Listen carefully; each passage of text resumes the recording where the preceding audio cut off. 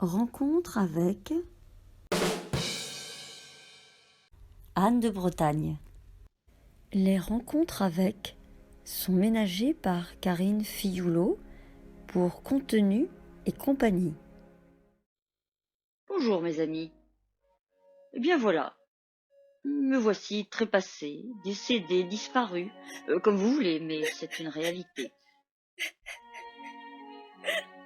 Mais non, ne pleurez pas. J'ai une vie... Eh bien tiens, vous allez vous en faire une idée vous-même.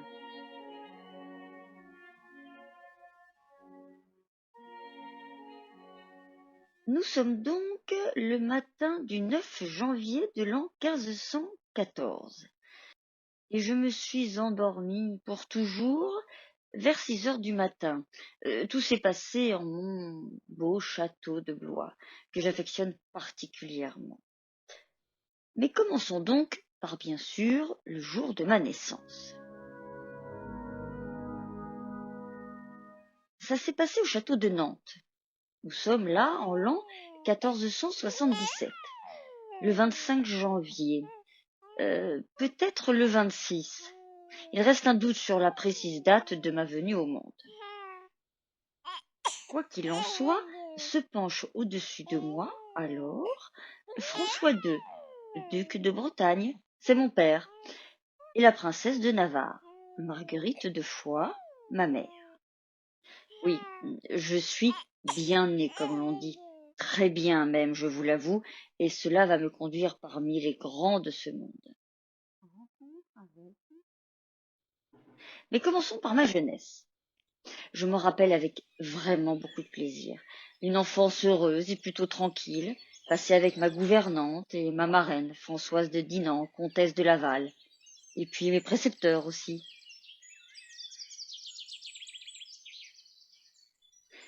Vous l'aurez compris, rien ne me manque à l'époque. Et d'ailleurs, disons-le tout de suite, rien ne me manquera jamais ma vie durant.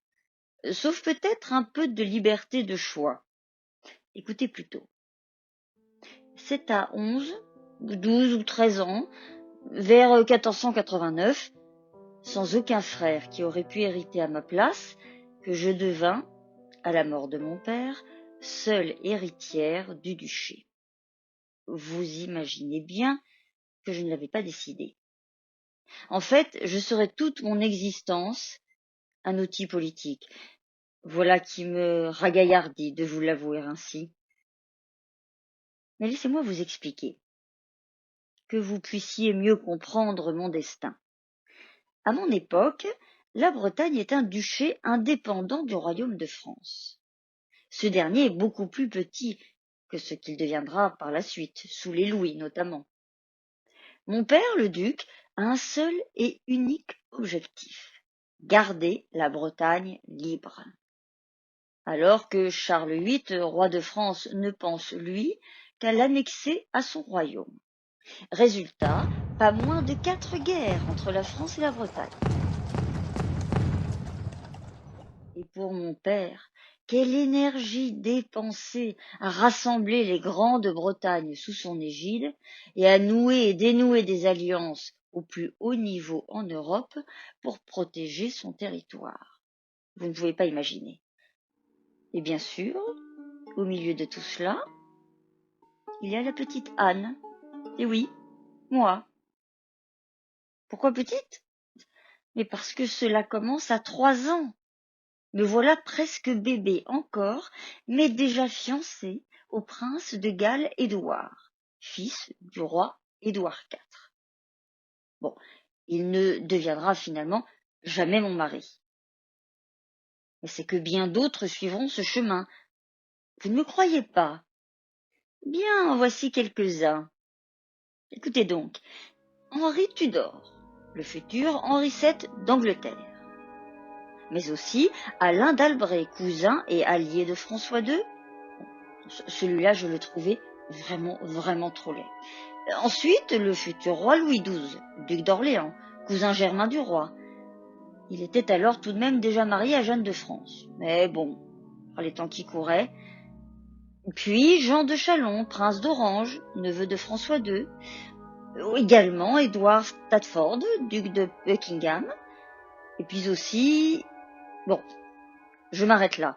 Vous voilà convaincu, n'est-ce pas? Passons donc à autre chose. De triste.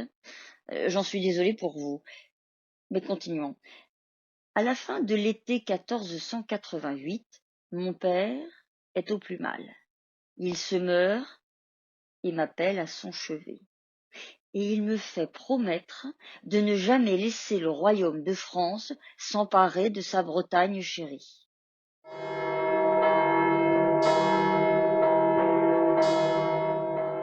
Le 9 septembre, il s'éteint.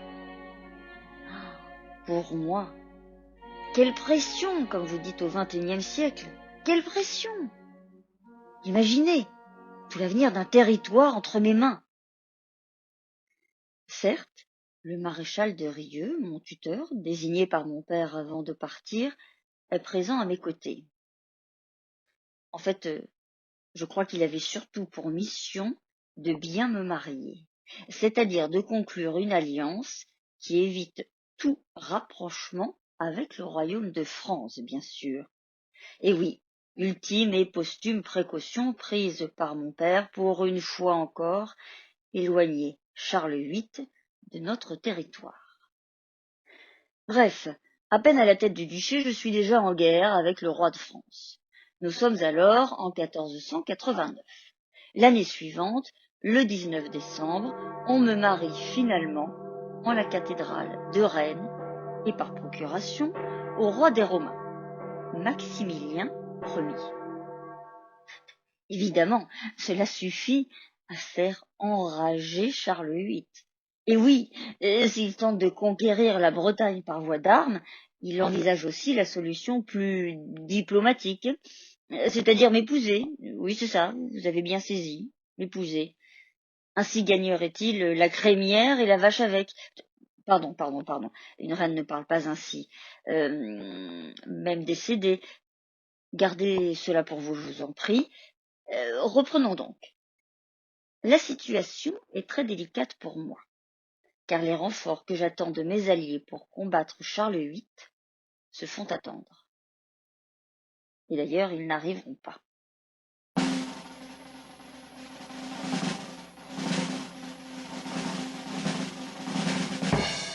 Le 4 avril 1497, Charles prend Nantes et atteint en juillet Rennes, où je suis retranché.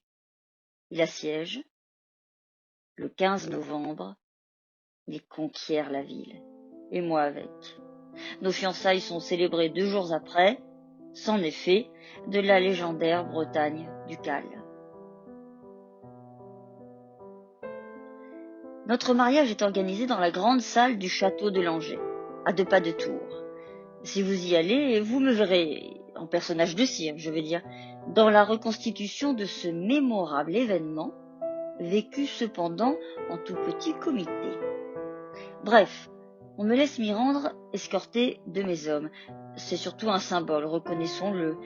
J'apparais libre, tout comme donc le rattachement final de la Bretagne au royaume de France. Le 6 décembre, notre mariage est effectif. Vous ne voyez aucun problème à tout ceci? Vraiment aucun? Vous êtes sûr? Mais m'écoutez-vous avec attention? Alors? Bon, je vous aide. Pas plus à votre époque qu'à la mienne, on ne peut épouser lorsque l'on est déjà marié. Et oui, vous n'avez pas oublié, Maximilien Ier, le roi des Romains. Certes, il s'agit d'un mariage par procuration, mais d'un mariage tout de même. Eh bien, Charles s'en moque. Enfin, disons qu'il fait en sorte que le pape annule ma première union, tout simplement. Et ce sera fait par Innocent VIII. Mais en 1492 seulement. Honneur sauvé, le papier officiel sera antidaté. Que de micmac, n'est-ce pas? Pardon, micmac, non, ma langue fourche, je m'égare. Disons plutôt que ce mariage défraya la chronique. Voilà. Et que dire d'ailleurs aussi de mon fastueux sacre.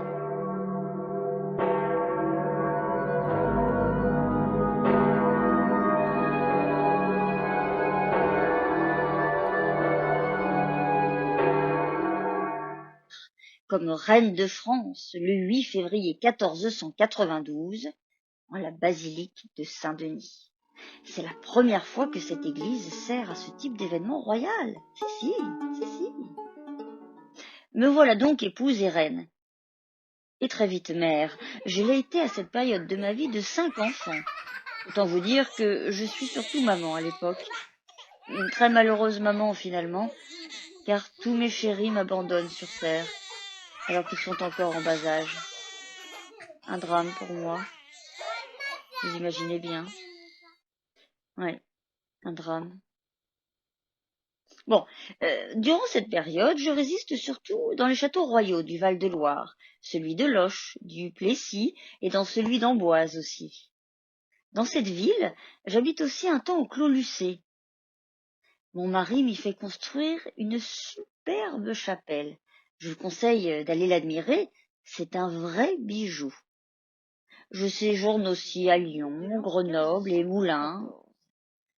Et je me suis endormie pour toujours vers 6 heures du matin.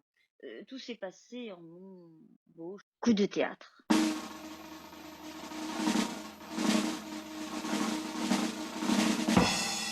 L'homme qui avait tant voulu me conquérir, oui, moi, et la Bretagne avec, va sans dire, eh bien, croyez-moi bien,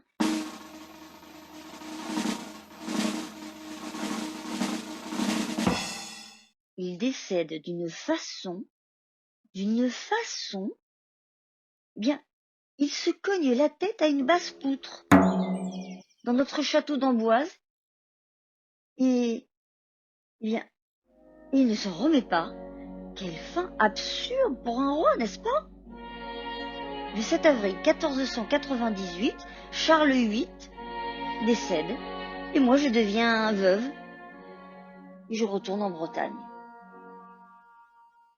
C'est à cette époque que je reprends les affaires en main chez moi, dans mon duché.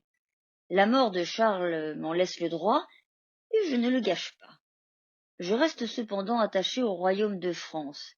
On ne peut plus, d'ailleurs, puisque j'en épouse le roi suivant.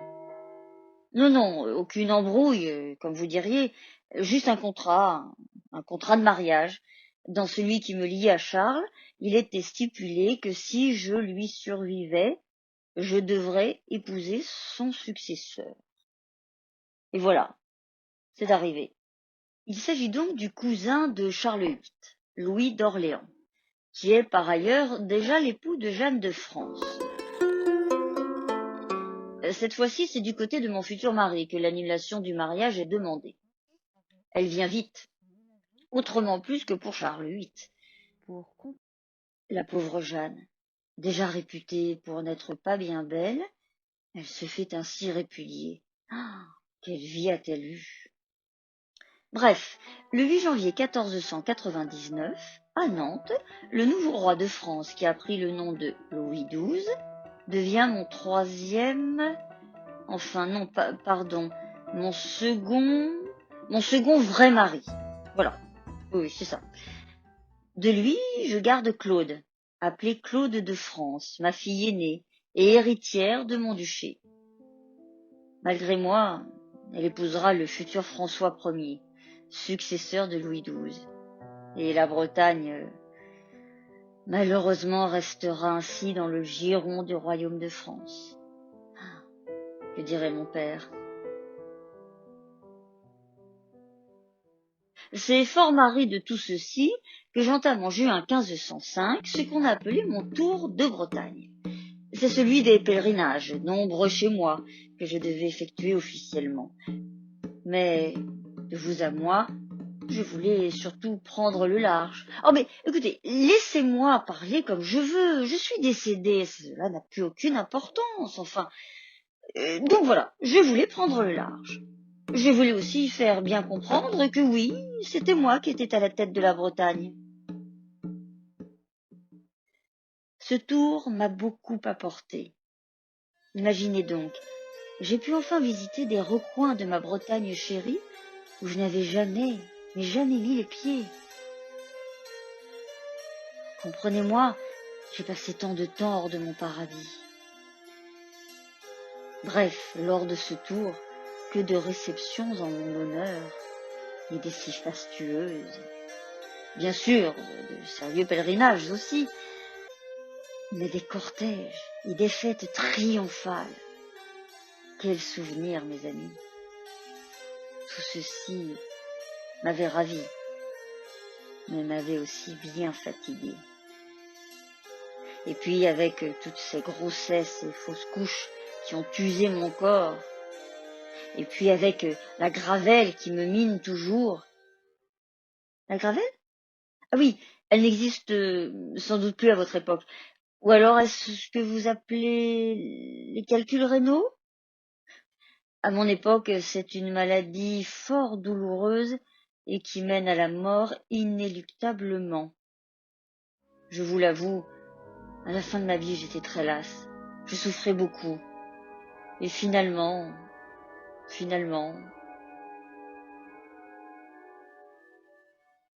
Alors, n'avais-je pas raison? Ne vous avais-je pas dit que j'avais une vie très très remplie?